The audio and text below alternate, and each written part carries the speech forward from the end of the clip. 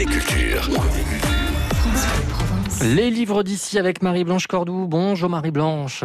Bonjour à tous. Votre coup de cœur, un thriller, La Dame Blanche de Denisot aux éditions Hugo Poche, avec selon vous un suspense de haut niveau. Oui, tout à fait, Cédric. Déjà, le premier chapitre nous invite dans une ambiance très mystérieuse.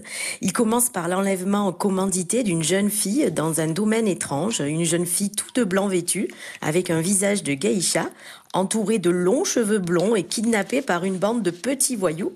Et à quelques mètres de l'endroit où la jeune fille est censée être livrée, et quelque part dans une forêt du Tarn, eh bien, va se produire un accident de la route qui bouleverse le cours des choses. Alors la Dame Blanche s'échappe et se retrouve dans un village où les habitants ont chacun leur secret, à commencer par le maire lui-même, puis une famille aussi cruelle qu'intouchable, la famille Renard, et le capitaine qui mène l'enquête. Alors dans cet univers déambule cette Dame Blanche aussi intrigante que ce village.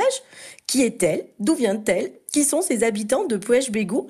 Alors préparez-vous à des rebondissements, des fausses pistes, des scènes incroyables, âme sensible s'abstenir. Bref, tous les ingrédients d'un thriller captivant sont vraiment réunis. Voilà, suspense en perspective. De quelques mots sur cet auteur de Denisot, qui est bien sûr de notre région. Oui, il est de Saint-Tropez, comme je l'ai dit. Il est journaliste de formation, mais son parcours professionnel, il le réalise plutôt dans les collectivités locales. Donc, il est originaire de Strasbourg et il habite désormais Saint-Tropez.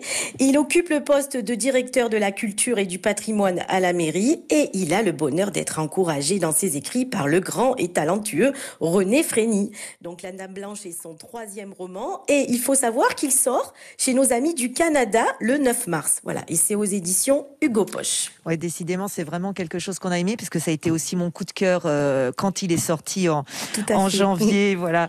Vous avez un dernier